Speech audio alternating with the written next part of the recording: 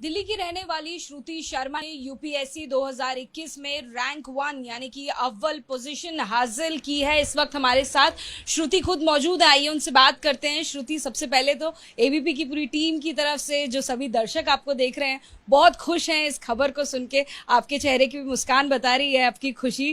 क्या कहेंगे, sink in कर पाए हैं इस फीलिंग को? थैंक यू आप सबकी तरफ से पर हाँ, अभी भी पूरी तरह से सिंक इन नहीं कर पाई है, पर इतने सारे लोगों को दिख रही हैं, फ़ोन आ रहे हैं, तो धीरे धीरे वो थोड़ा बिलीव कर पा रही हूँ, पर अभी भी पूरी तरह से नहीं सिंक इन हो पाया है। कितनी देर हो गई है जब ये अनाउंसमेंट हुआ है और आपने सबसे पहले ये नतीजे किसको बताए हैं? किस तरीके का वो प्रोसेस रहा है? क्योंकि रैंक 1 पोजीशन जब आप देखते हो, क्या फीलिंग होती है? आई थिंक अब तो थोड़ा टाइम हो गया है, मुझे याद नहीं एग्जैक्टली बिकॉज उसके बाद से देखने ऊपर उठने का भी टाइम नहीं मिला है, पर सबसे पहले देखकर मैंने मम्मी और अम्मा को बताई थी जो घर में थे, और फिर वहाँ से पापा को कॉल किया था। उसके बाद तो आई थिंक कॉल करने की ज़रूरत ही नहीं पड़ी थी, उसके बाद खुद ही कॉल इतने आ रहे थे। तो हाँ, काफ़ी एक अनरियल फीलिंग है। जिस तरीके से यूपीएससी के हम लोग जानते हैं कि बहुत मुश्किल परीक्षा मानी जाती है, सबसे सर्वश्रेष्ठ परीक्षा है। तैयारियों की अगर बात करें तो किस तरीके की आपकी तैयारी रही है? कितना वक्त देते थे आप पढ़ाई में? कौन सा सब्जेक्ट आपने चूज किया? सब्जेक्ट मैंने अपना बैकग्राउंड मैंने अपना ग्रेजुएशन हिस्ट्री से किया था, तो मैंने हिस्ट्री एज एन ऑप्शनल लिया था। घंटों की बात है या फिर टाइम की बात है तो काफ़ी एक डिमांडिंग एग्ज़ाम तो है, क्योंकि सिलेबस काफ़ी ज़्यादा है, 3 स्टेजेस होते हैं, हर किसी की अलग डिमांड होती है, तो टाइम तो काफ़ी लगता है, पर हर किसी का अपना अपना अलग रहता है। तो कभी मैंने ऐसे घंटे काउंट नहीं करने की कोशिश की, ये कोशिश करती थी कि जब पढ़ रही हूँ तो वो क्वालिटी टाइम हो, कि उसमें टाइम ना वेस्ट हो। तो एक स्ट्रैटेजी बनाना आई थिंक अपने अपने अकॉर्डिंग बहुत इंपॉर्टेंट होता है, जहाँ आप अपने लिए टारगेट सेट करो, एक लिमिट करो मटीरियल को, तो आई थिंक वो ही हेल्प किया मुझे। आप किस तरीके से टारगेट सेट करती थी? क्योंकि हम जानते हैं कि जो लोग इंटरव्यू देख रहे हैं उसमें से कई सारे एस्पायरेंट्स भी हैं, अनफॉर्चुनेटली उसमें वो भी कई सारे लोग हैं जिन्होंने इस बार एग्जाम दिया था। लाखों लोग हैं जो ये एग्जाम देते हैं, क्लियर नहीं कर पाए थे। तो क्या कुछ वो टिप्स हैं, क्या कुछ वो स्ट्रैटेजीज हैं जो आपके लिए फेवर में काम करी? आई थिंक क्योंकि मटेरियल बहुत ज़्यादा अवेलेबल है इस समय मार्केट में यूपीएससी का, तो मटेरियल को चूज़ करना सबसे ज़्यादा इंपॉर्टेंट हो जाता है। तो apart from the basic books जो कि ऑलरेडी लोगों को पता होती हैं कि इस सब्जेक्ट में, उसके अलावा मैं सिर्फ अपने नोट्स पर ज़्यादा फोकस करती थी रादर देन कोई बहुत स्पेसिफिक मटेरियल। तो करंट अफेयर्स की भी मैं न्यूज़पेपर में बेस्ड सब्जेक्ट जो आपका वो है सिलेबस है, तो सिलेबस के अकॉर्डिंग जो कीवर्ड्स हैं उसके अंडर में अपने नोट्स बनाती रहती थी और उसको ऐड ऑन करती रहती थी ऑन अ डेली बेसिस अपना। तो वो आई थिंक मेरे को आंसर राइटिंग में काफ़ी हेल्प किया in terms of providing an edge, in terms of a better answer. तो आई थिंक ऑप्शनल में भी, जो कि मेरा हिस्ट्री था, और करंट अफेयर्स में I use my own notes which I think helped. Shruti, ये आपका कौन सा अटेम्प्ट था? ये मेरा सेकेंड अटेम्प्ट था। पहले अटेम्प्ट में आप कहाँ तक पहुंचे थे और वो कौन सी गलतियां थी इस बार आपने गौर किया और इस बार वो गलतियां दोबारा नहीं होने दी? पहले अटेम्प्ट में आई थिंक सबसे बड़ी जो मेरी गलती थी वो फॉर्म फिलिंग में कहीं रह गई थी। एक अनफोर्स्ड एरर की वजह से मेरा जो मीडियम था मीन्स एग्जामिनेशन का, वो इंग्लिश से हिंदी हो गया था। तो मुझे वो अराउंड 7 पेपर्स हिंदी में लिखने पड़े थे 3-3 घंटे के। तो वो एक मेजर इशू था, जिसकी वजह से मैं 1 मार्क्स से रह गई थी इंटरव्यू कॉल के लिए। केवल 1 नंबर से रह गए थे? रह गई थी। तो इसलिए मुझे लगा कि आई थिंक अगर मैं इंग्लिश में करूंगी इस बार और थोड़ा अच्छे से करूंगी तो उम्मीद है कि एक अच्छी रैंक इस बार आ पाए। इंटरव्यू आपका कैसा गया था?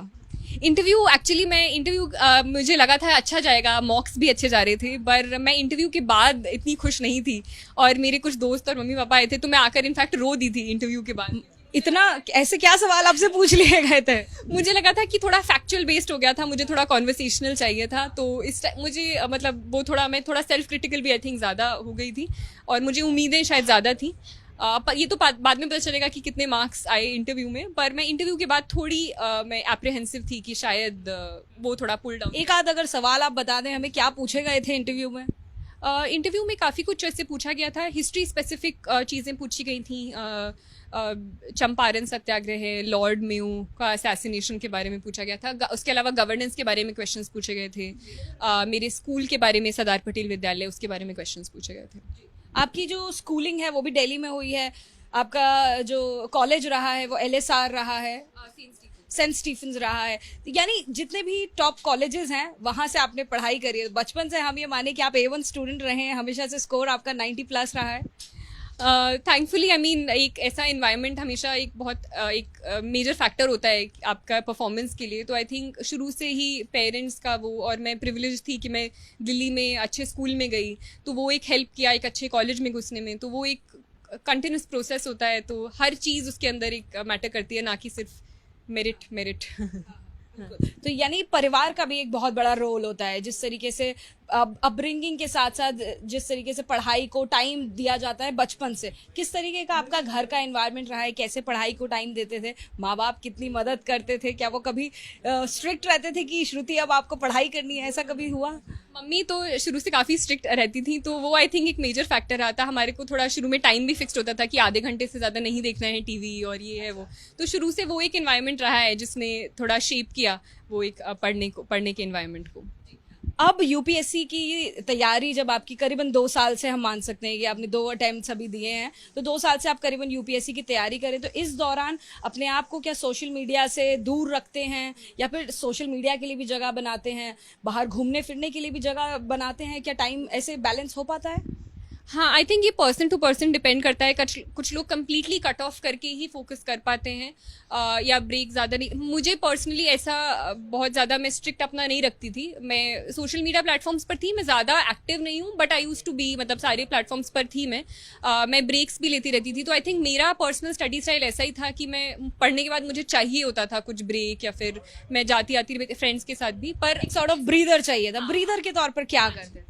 ब्रीदर के तौर पर मैं मुझे पोएम्स पढ़ना पसंद है, मुझे पोइट्री मुझे मूवीज़ देखना पसंद है, तो ये मैं करती हूँ। बाकी मुझे वॉक्स लेना बहुत पसंद है, तो जब भी मेरा मन करता था मैं वॉक लेने चली जाती थी। हाल ही में कौन सी पिक्चर आपने देखी हो जो याद हो आपको?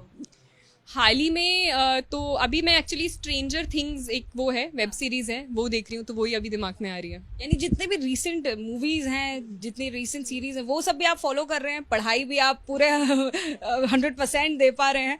जो एस्पायरेंट्स आपको देख रहे हैं वो कंफ्यूज हो गए होंगे, तैयारी कैसे करें कि हम टॉपर से सीखें और क्लियर भी कर लें? नहीं, ये वाली जो चीज़ें मैं देख रही हूँ वो इसलिए देख पा रही हूँ क्योंकि अभी इंटरव्यू खत्म हुआ था और थोड़ा एक ब्रीदर था। अगर आप कंटिन्यूस लेवल पर अब सीरीज़ को फॉलो करोगे तो ऑब्वियसली आप सीरियसली नहीं पढ़ पाओगे।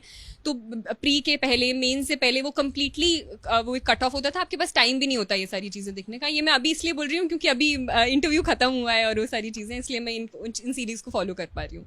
अगर हम आपकी दिनचर्या की बात कर लें, आपके एक टाइम टेबल की बात कर लें, तो उस बारे में क्या कुछ बता सकते हैं? क्या जल्दी उठना होता है? क्या सुबह से पढ़ाई आप स्टार्ट करते हैं? किस तरीके से आप अपना टाइम जो है उसको बांटते हैं? कौन से सब्जेक्ट को कितना टाइम दे पाते हैं? अभी आई थिंक मेरा थोड़ा चेंज हो गया है, पर यूजुअली आई थिंक मैं थोड़ा मॉर्निंग में अच्छे से पढ़ पाती हूँ, तो आई यूज टू गेट अप थोड़ा जल्दी और फिर रात को। पर कई बार वो चेंज भी हो जाता है, तो इतना ज़्यादा फोर्स नहीं करना चाहिए कि नहीं 4 बजे उठ के ही पढ़ना है। कुछ लोग रात को ही अच्छा पढ़ते हैं, पर एक ये है कि एक फिक्स्ड टाइम टेबल कुछ आपको बना लेना चाहिए कि अच्छा इस समय लाइब्रेरी जाएंगे, इस समय फिर ये करें। तो आई थिंक वो थोड़ा हेल्प करता है। बहुत ही हैफिजार्ड होता है तो नहीं हेल्प करता, जो भी आपका पर्सनली हेल्प करे। हॉबी के तौर पे क्या कुछ फॉलो करते हैं? क्या पेंटिंग, सिंगिंग, मूवीज देखना, फ्रेंड्स के साथ जाना, क्या हॉबीज आप परस्यू करते हैं? हाँ, तो वही रीडिंग और मूवीज देखना, बाहर जाना, फ्रेंड्स, वही नॉर्मल वाली चीज़ें। अब आप क्या करने वाले हैं जब इतनी बड़ी पोजीशन आपको मिल गई है? हाँ, मुझे अब बस ये थोड़ा काफ़ी रिलीफ है, तो वही आई थिंक कहीं घूमने जाने का I would like to prefer. कहीं फैमिली के साथ जाएंगे? फैमिली के साथ या अकेले या फ्रेंड्स के साथ। पापा अभी आपके घर पे नहीं है, आपने ये जानकारी उनको फोन पर दी, तो फोन पर क्या रिएक्शन था उनका? फ़ोन पर वो काफ़ी इमोशनल हो गए थे, खुश थे, बहुत ज़्यादा खुशी से। तो आई थिंक अब वो आ भी रहे हैं, रास्ते में हैं, तो हाँ काफ़ी खुश थे। हाँ जी। पेंटिंग तो नहीं है, ये किसी ने मुझे गिफ्ट किया था और ये मेरी बचपन की फ़ोटो है। तो देखिए, हमने बात करी श्रुति शर्मा से, जो कि यूपीएससी 2021 की रैंक होल्डर हैं। फर्स्ट रैंक उनको हासिल हुई है।